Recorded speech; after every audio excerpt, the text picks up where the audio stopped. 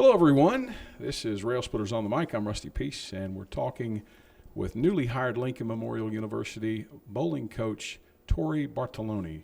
Coach, welcome. Thank you. It is early summer / late spring 2020. School not in session, but for coaches, it seems like the season never ends regardless of what the sport is.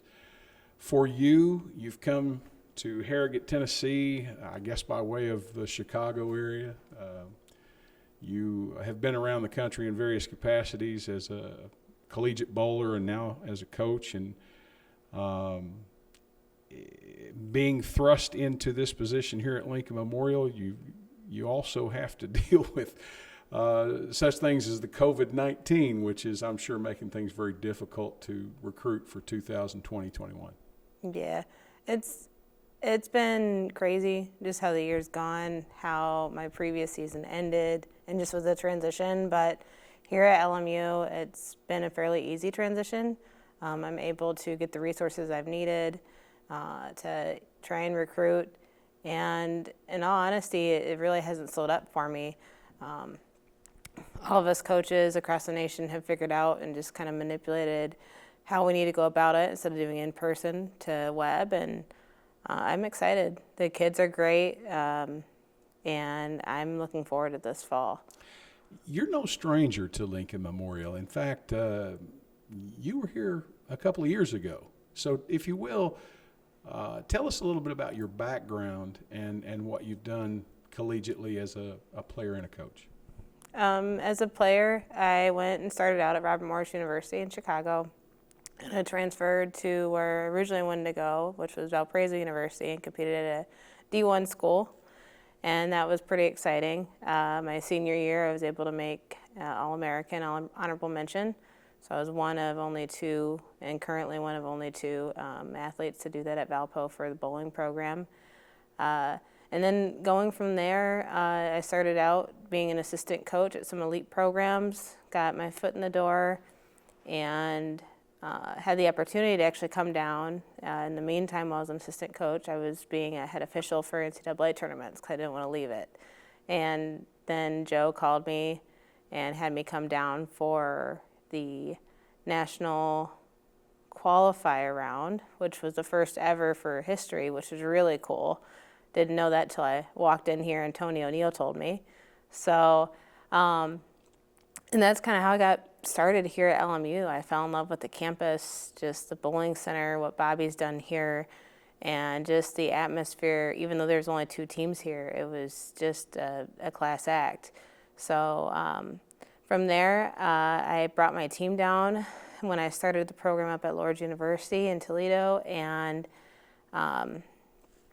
we had our first ever competition here, and first ever tournament for the program, first ever tournament for the season, and my ladies end up battling through to have the win. So really cool to have the first ever Railsplitter tournament here in their hometown area and to kind of take away the title. And then now I'm here. Coming from a metropolitan area, if you will, such as Chicago, and having been in Toledo and other parts of the country, I mean, coming to Harrogate, Tennessee's got to be a pretty big adjustment. Yeah, it's a little bit of an adjustment. I'm definitely used to small towns because I was born and raised in a small town in Ohio. My husband, he's born and raised in Chicago, so it's definitely been a culture shock. But personally, I'm more made for the small town feel.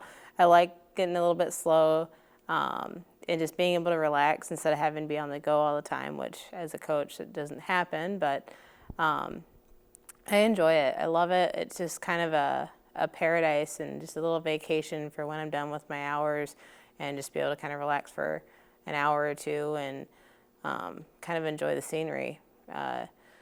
Overall, I'll miss the busyness and all that stuff, but it's time to just kind of relax and slow down too. Since men's bowling is technically not an official sport right now at Lincoln Memorial. It is a sport, but it's not an NCAA sport. Let's rephrase that. it maybe not be, I might not be talking about that as much right now, but since taking over as head coach, have you had the opportunity to address your returning players for 2020-21? Yeah. Actually, my first week in, I was able to have a Zoom call, which is a new way of talking to everyone currently.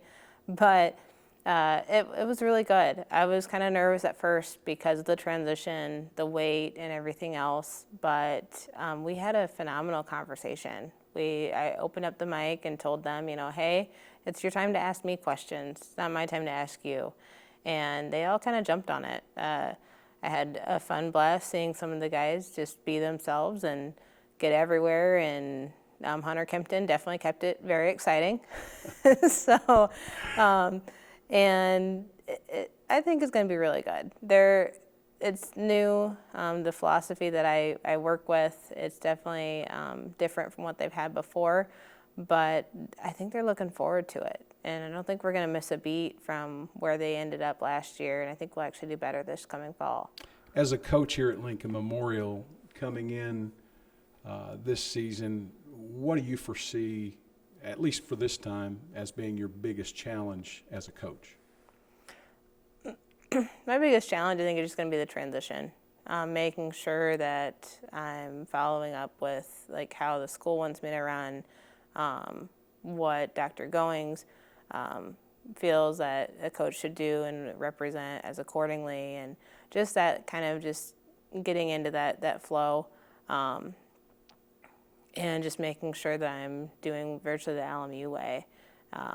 That's probably going to be my biggest challenge. The women's side is definitely going to be a larger overall roster size than what I'm used to, but I'm actually looking forward to that challenge, and just going to make the program better at the end of the day, and it's just going to help kind of groom those that might not see as much playing time this year, but by their sophomore, junior, senior year, they're going to be even stronger.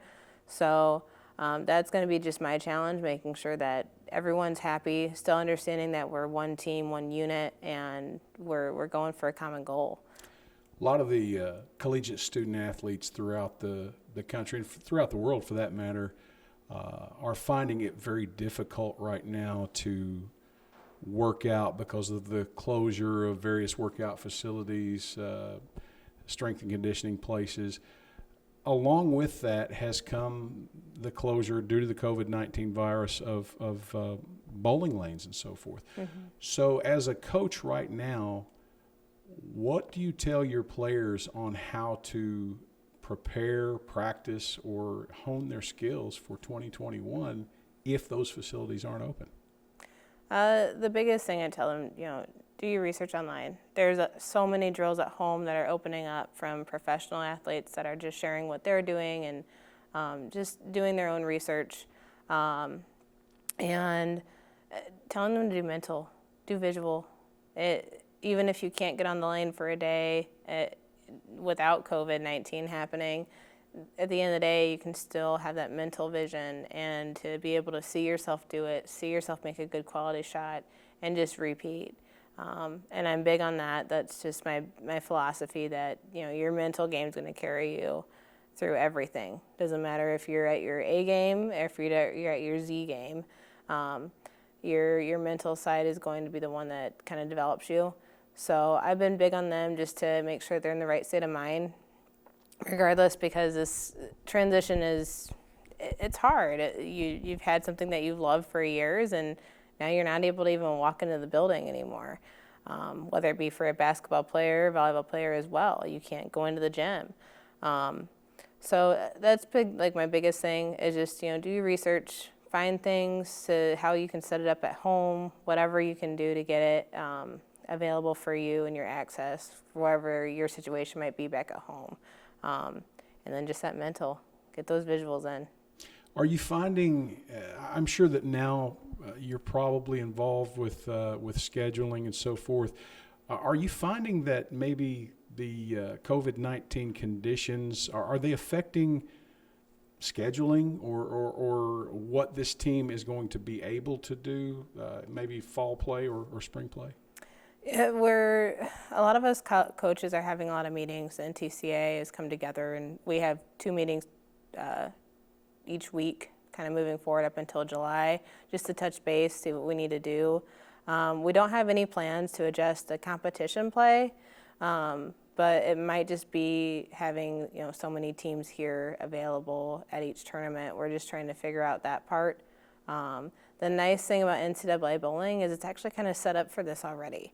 We already have a gap between each pair. It's just 2 teams on a lane, so we might have to just make it so there's only 1 team on a pair, and just move from there. It's just gonna be little adjustments for us. We're just trying to make sure that everyone's safe overall. And then on the guys' side, with the club, there's a lot more teams there. The Kegel has anywhere between like 60 plus teams at a time. So we are trying to figure out if those tournaments are even going to be able to stay alive and what we're going to have to do from there. But overall, we're thinking there's going to be probably a setback. We probably won't start up maybe until October or later. But I don't think there's going to be like too much strain or stress about it as far as just making sure we're up and running, as long as the universities and NCAA say where to go. But overall, I think we'll be okay. I'm going to ask a $1 million question. Each year, we've got various fans and parents and student athletes that want to know this about their respective sport. Any plans to host a tournament here at Hillcrest this year, or a home tournament, so to speak? Yeah, it's already been in my conversation. I'm trying to get some dates down, get some game plans going, especially with COVID-19, just seeing how we need to structure it. But I love to host tournaments. I am crazy in that aspect because I love seeing it run. I love seeing it in motion.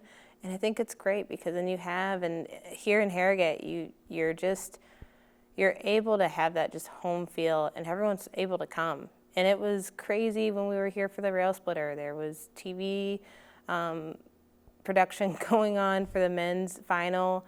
Even when the women were in their national qualifier here, just the amount of fan base that came in. It's just not heard of for a bowling team to have that. And I thought it was crazy, but I thought it was great because then that tells me that if I run a home tournament here, I'm going to have people come in, and we're going to have that kind of home feel and that like just upper hand, just because we'll have the fan base, and it's intimidating. So yes, we'll plan on it.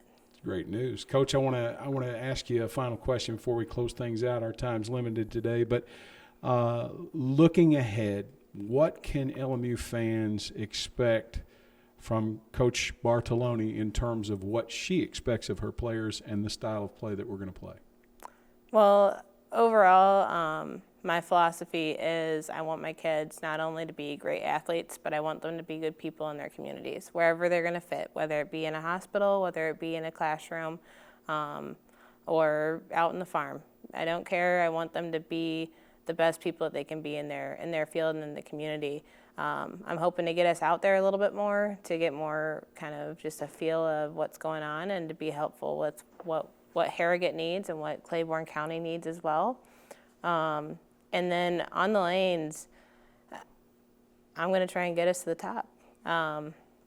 This is a very high caliber team on both sides, and they're more than capable of winning a couple tournaments this year. And I don't want to jinx myself, but hopefully we'll make it down to nationals too.